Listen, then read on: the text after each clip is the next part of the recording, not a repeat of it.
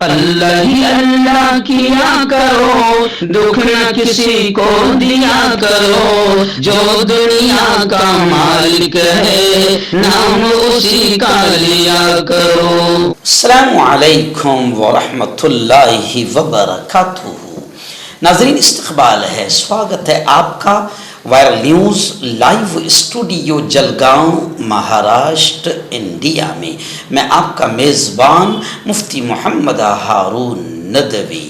آئیے international top 5 news, دنیا کی 5 بڑی خاص اہم خبروں پر نظر ڈالتے ہیں۔ لیکن سب سے پہلے میں اپیل کروں گا کہ جو ساتھی نئے ہیں اور ابھی تک اس بے باک سچے چینل سے جڑے نہیں ہیں، اگر آپ چاہتے ہو کہ آپ کو ملک بھارت کی اور پوری دنیا کی صحیح اور سچی خبریں دیکھنے اور سننے کو ملے تو پھر آپ اس چینل سے جڑ جائیے، سبسکرائب کر لیجئے ہمارے اس چینل کو، بیل آئیکن گھنٹی کے بٹن کو دبا دیجئے تاکہ ہماری ہر ویڈیو، ہر خبر آپ کو آپ کے موبائل پر مل سکے۔ اور ہاں ناظرین، ہم ہر روز ایک اپیل کرتے ہیں کہ پلیز، یہ ایک پرائیویٹ چینل ہے اور چینل چلانے کے لیے پوری ایک ٹیم کام کرتی ہے، بڑا روپیہ پیسہ خرچ ہوتا ہے۔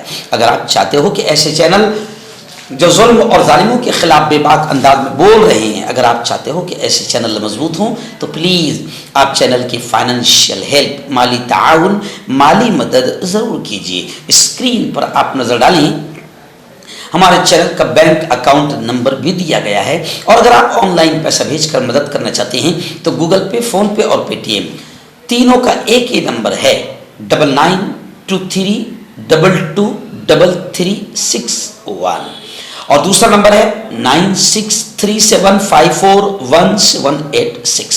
اللہ نے جو بھی آپ کو طاقت دی ہے، اس اعتبار سے ہر دن یا ہفتے، مہینے میں ایک بار ہی صحیح 100، 200، 500، 1000 جو بھی آپ چینل کی مدد کر سکتے ہیں مدد کیجیے، چینل کو مضبوط کیجیے، ہمارا ساتھ دیجیے۔ ناظرین، اس وقت پہلی بڑی خبر ترکی سے آ رہی ہے۔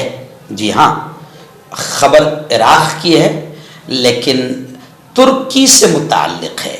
خبر ہے کہ شمالی عراق میں ایک غار کے اندر ترکی کے فوجیوں کے ساتھ بڑا حادثہ ہوا۔ بتایا جا رہا ہے کہ میتھین گیس کے رابطے میں آنے سے 8 ترکی فوجیوں کی موت ہو گئی ہے۔ بتایا جا رہا ہے کہ میتھین گیس کے رابطے میں آنے سے 8 ترکی فوجیوں کی موت ہو گئی۔ شمالی عراق میں ترکی کے فوجیوں کے ساتھ یہ خوفناک حادثہ پیش آیا ہے۔ ترکی کی وزارت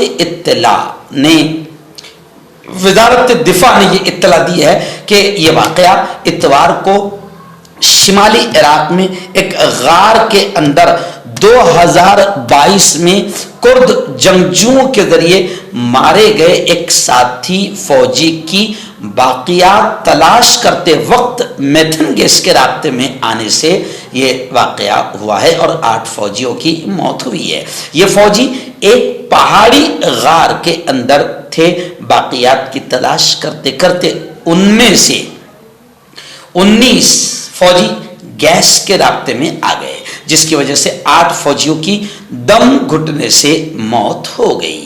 ناظرین، دوسری بڑی خبر آ رہی ہے غزہ میں اسرائیل کے آتنکواد اور اسرائیل نے جو جینوسائیڈ کیا ہے، نسل کشی کی ہے فلسطینیوں کی، اس کو لے کر یہ دوسری بڑی خبر آ رہی ہے۔ خبر یہ ہے کہ نسل کشی اور جنگی جرائم اور خاموش دنیا، قانون ہے نا، ایک عالمی عدالت انصاف اور بین الاقوامی طور پر جنگ کے بھی کچھ قانون ہیں، اور جنگ کے تمام قوانین کا النگھن اور تمام قوانین کو بالائے طاق رکھ کر اسرائیلی آتنکوادیوں نے 70,000 سے زیادہ، ان کے اعداد و شمار اور آنکڑوں کے مطابق 70,000 سے زیادہ فلسطین اور غزہ میں معصوم بچے، عورتیں اور سول سٹیزنز کو اسرائیلی آتنکوادیوں نے گولیوں کے ذریعے سے، بمباری کے ذریعے سے، ڈرون کے ذریعے سے بھوکے مار کر نہ جانے کیسے کیسے فلسطینی اور غزہ کے لوگوں کی نسل کشی کی ہے،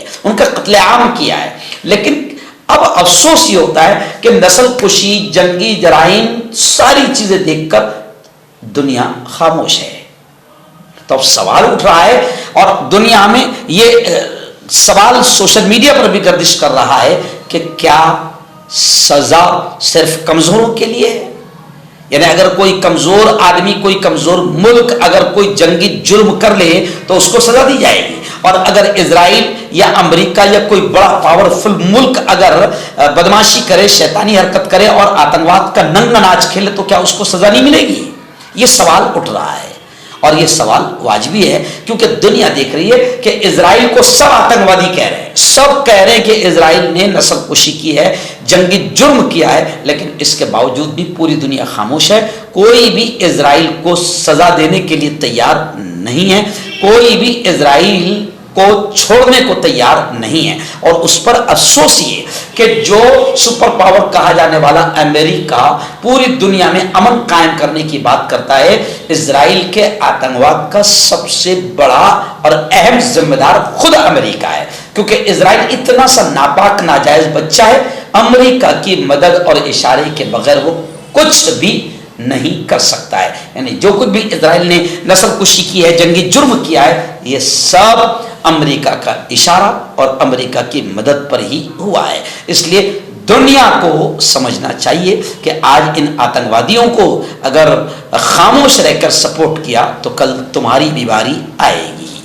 آئیے تیسری بڑی خبر آ رہی ہے پھر اسرائیل کے آتنکواد کو لے کر، یعنی اسرائیل صرف غزہ اور فلسطین میں آتنکواد نہیں کر رہا ہے، پھر خبر آ رہی ہے کہ یمن پر بھی اسرائیلی فضائیہ نے شدید بمباری کی اور یمن کی 3 بندرگاہوں کو اڑا ڈالا۔ حوثی باغیوں نے میزائل سے جوابی حملہ تو کیا ہے، لیکن اسرائیل نے فضائی بمباری کی ہے۔ اسرائیل کے وزیر دفاع نے حملوں کی تصدیق کرتے ہوئے کہا کہ جو اسرائیل کے خلاف ہاتھ اٹھائے گا اس کا ہاتھ کاٹ دیا جائے گا، یمن کا حال بھی ایران کے جیسا ہوگا۔